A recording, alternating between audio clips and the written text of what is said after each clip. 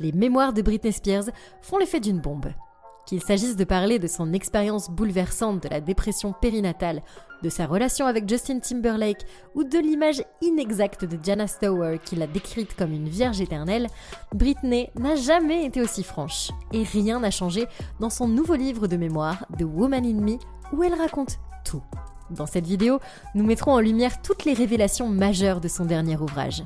Salut à tous et bienvenue sur Vraies Histoires de Stars, la chaîne YouTube qui dévoile la face cachée des célébrités.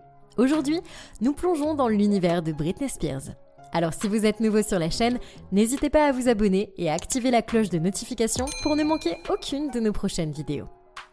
Avorté du bébé de Justin Timberlake.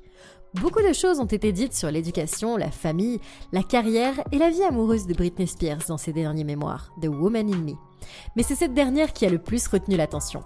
Pendant sa relation avec Justin Timberlake, qui a débuté en 2000, elle s'est fait avorter. Britney Spears explique pourquoi elle a décidé d'avorter. C'était une surprise, mais pas une tragédie, a-t-elle écrit.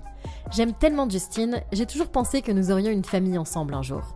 C'est arrivé bien plus tôt que je ne l'avais prévu, mais Justin n'était pas vraiment heureux de cette grossesse. Il a dit que nous n'étions pas prêts à avoir un bébé dans notre vie, que nous étions bien trop jeunes. À l'époque, Britney Spears, qui a depuis eu 2 enfants avec son ex-mari Kevin Federline, ne souhaitait pas personnellement avorter. Si ça n'avait dépendu que de moi, a-t-elle expliqué, je ne l'aurais jamais fait. Et pourtant, Justin était tellement sûr qu'il ne voulait pas être père. Aujourd'hui encore, c'est l'une des choses les plus angoissantes que j'ai vécues dans ma vie. Aïe. Timberlake, qui a eu 2 enfants avec l'actrice Jessica Biel, n'a pas abordé publiquement l'histoire de Britney Spears, bien qu'il ait reçu des boulettes sur les médias sociaux lors de la publication de ses mémoires. Il a depuis désactivé les commentaires sur son Instagram. Les habitudes de consommation d'alcool de ses parents. Alors qu'elle n'était qu'au collège, Britney Spears a développé une relation avec l'alcool en raison des habitudes de consommation de ses parents. Pour le plaisir, à partir du moment où j'étais en 4e, ma mère, Lynn et moi faisions les 2 heures de route entre Kentwood et Biloxi dans le Mississippi, écrit Britney Spears. Et pendant que nous étions là-bas, nous buvions des daiquiris. Nous appelions nos cocktails Toddies et j'aimerais pouvoir boire avec ma mère de temps en temps. Notre façon de boire n'avait rien à voir avec celle de mon père, Jamie. Lorsque son père buvait, Britney Spears a décrit sa personnalité comme étant plus déprimée et fermée. Cela contrasterait fortement avec ce qu'elle ressentait lorsqu'elle buvait avec sa mère. « Nous sommes devenues plus heureuses, plus vivantes et plus aventureuses », dit-elle. Ni Jamie ni Lynn Spears n'ont encore réagi publiquement à cette histoire. Elle a failli jouer le rôle principal dans The Notebook. Jamie Spears révèle qu'elle a failli obtenir le rôle principal dans The Notebook. Cette révélation est l'un des moments les plus joyeux et les plus inattendus de ses mémoires. La célèbre histoire d'amour à l'écran entre Ryan Gosling et Rachel McAdams s'est inspirée du roman de Nicholas Sparks.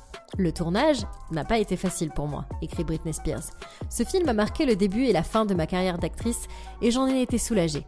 Mais elle a mentionné un autre film qui aurait pu la motiver à revenir dans le monde de la comédie.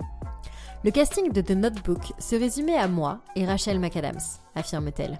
Et même si cela aurait été amusant de renouer avec Ryan Gosling après notre passage au Mickey Mouse Club, je suis contente de ne pas l'avoir fait. Si je l'avais fait, au lieu de travailler sur mon album In the Zone, j'aurais agi comme une héritière des années 1940, jour et nuit. Même si Rachel McAdams était excellente dans le film, on se sent un petit peu volé. La mise sous tutelle. La seconde partie des mémoires explore l'expérience de Spears qui a été placée sous la tutelle par son père. La mise sous tutelle de Britney Spears est décrite avec des détails alarmants. À plusieurs reprises, Britney Spears a déploré l'hypocrisie de sa mise sous tutelle. Par exemple, elle a été jugée capable de se produire plusieurs fois par semaine dans sa résidence de Las Vegas, bien qu'elle soit mentalement incapable d'effectuer des activités de base, comme quitter la maison toute seule et de prendre des décisions normales d'adulte, comme choisir le type de contraception qu'elle souhaite. Ils ont dit que j'étais trop malade pour choisir mon propre petit ami, écrit-elle. Et pourtant, suffisamment en bonne santé pour apparaître dans des sitcoms et des émissions matinales et pour me produire chaque semaine devant des milliers de personnes dans une partie différente du monde. La mise sous tutelle n'a pas été qu'un cauchemar logistique pour Britney Spears. Sa mise sous tutelle l'a également affectée sur le plan émotionnel et spirituel.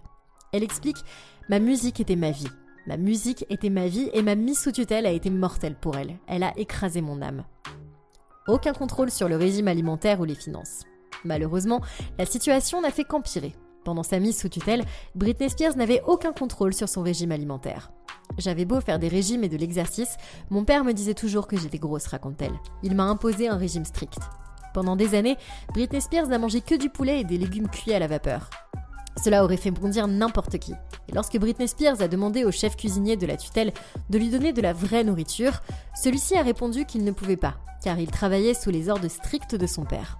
De plus, Britney Spears a été soumise à un budget strict, avec seulement $2000 par semaine à dépenser. Alors que la plupart des gens sauteraient sur l'occasion pour s'emparer de cette somme, cet argent ne peut pas être dépensé pour n'importe quoi. Ses demandes d'achat devaient être acceptées ou refusées par ses conversateurs. À propos de ces restrictions, Britney Spears a souligné que c'était en dépit du fait que je faisais 248 spectacles et que j'ai vendu plus de 900 000 billets à Las Vegas. Chaque spectacle a rapporté des centaines de milliers de dollars. Nouvelle musique. Après avoir été libérée de sa tutelle et avoir publié ses mémoires, la carrière musicale de Britney Spears est aujourd'hui au centre des interrogations. Dans la dernière partie de The Woman in Me, Britney reconnaît « On n'arrête pas de me demander quand je vais recommencer à faire des spectacles. J'avoue que j'ai du mal à répondre à cette question.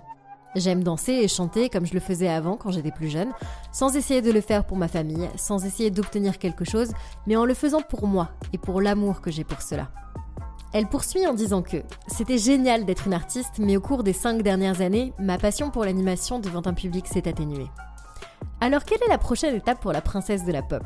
Dans le livre, elle écrit « Pousser plus loin ma carrière musicale n'est pas mon objectif pour le moment. Il est temps pour moi d'essayer de mettre de l'ordre dans ma vie spirituelle, de faire attention aux petites choses, de ralentir.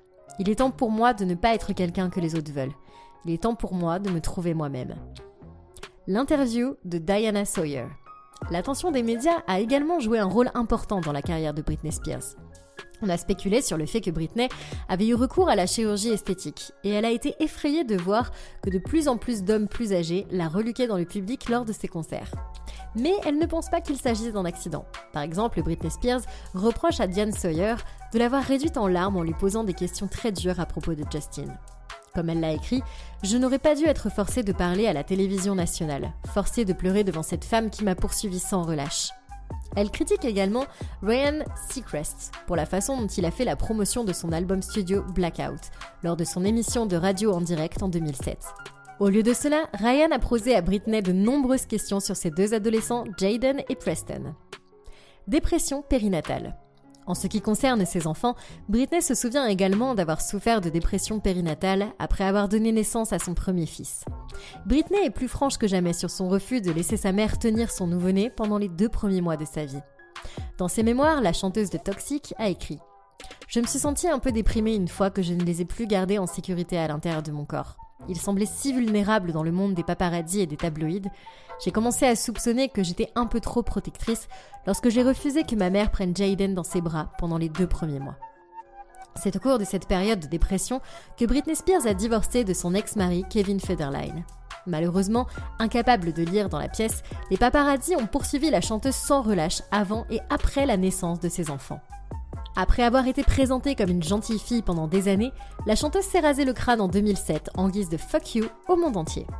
Dans un autre moment mémorable, Britney a attaqué la voiture d'un paparazzi avec un parapluie. Lorsque le photographe n'a pas voulu la laisser tranquille pendant l'un des pires moments de sa vie, elle a craqué, se souvient-elle. Mais après toutes ces années, elle a toujours des remords pour ses actes.